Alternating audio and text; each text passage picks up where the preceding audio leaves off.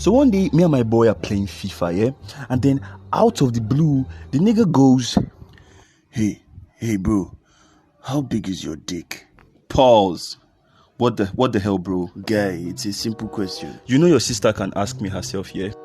Dude, I'm just curious. And why is my dick the topic of your curiosity, fam? That's very weird, fam. That's not, Not nice. Sorry. Never mind.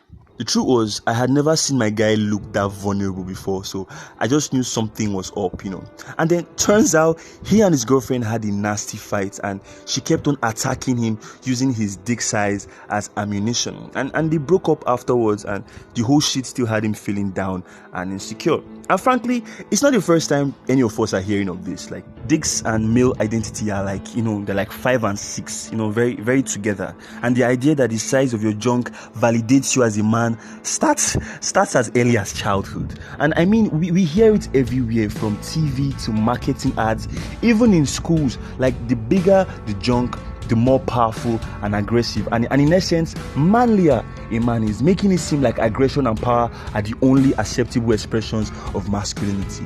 And I can't even lie, that way of thinking is like deep in my subconscious. Case in point, my first 2 years in uni were spent in the school hostels, which automatically meant I had to share a bathroom with a lot of guys. A lot.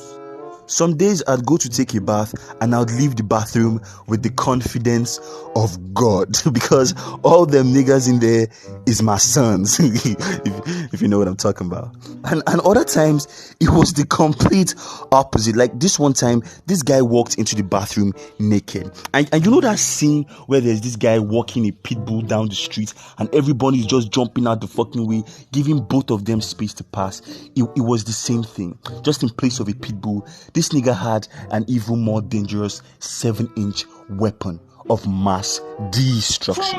Big fact, if the world ended at that exact moment with only the men in that bathroom as survivors, that guy would just be our king, like no questions, because big dick is equal to superior leadership qualities. Like it's a fucking no-brainer, man. How does he even wear pants? Like, how is he even walking? My earliest memory of dick insecurity was when I was around 12 to 13 years old. I accidentally walked in on my brother when he was in the bathroom, and unlike my prepubescent self, that nigga was seriously packing heat. Like, my God. And in my defense, I had not seen a lot of dicks in my life, so I never really knew what the standard was, and I could not just talk to my parents or my friends about it. What was I going to do? Ask them to show me their dicks? Jesus, no. Why are you gay? And so I went to the one place which always had like real life, reliable content and always portrayed accurate depictions and expectations as regards anything sex.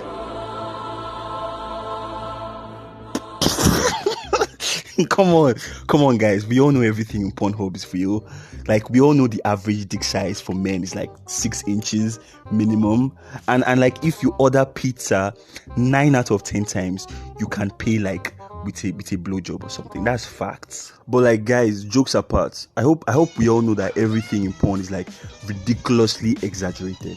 According to the BJUI, the average length of a flaccid penis is 3.61 inches, and that of an erect one is 5.16 inches. And out of every 100 men, only 5 would have a dick longer than 6.3 inches, and 5 out of 100 would have a dick shorter than 3.94 inches. So, having Johnny Sins be like the standard of what your body should look like, that is just ridiculous.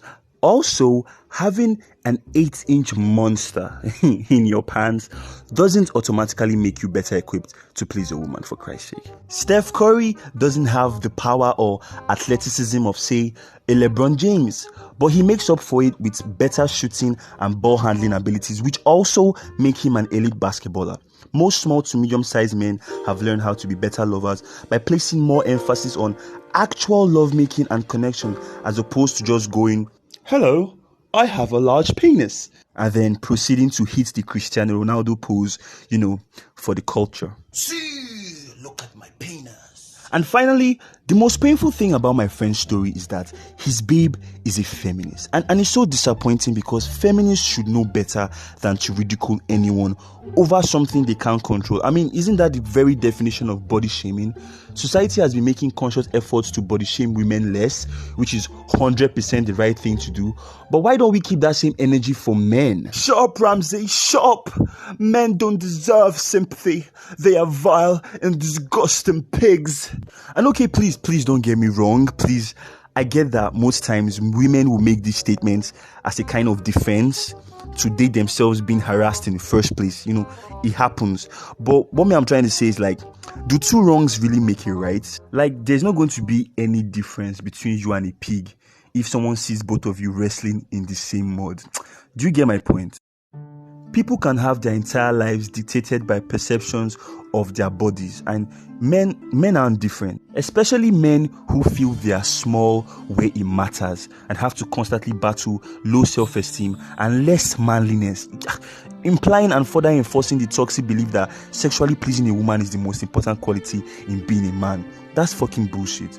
If today's story should have a moral, is that while appearances are important, we shouldn't make them more important than they really are.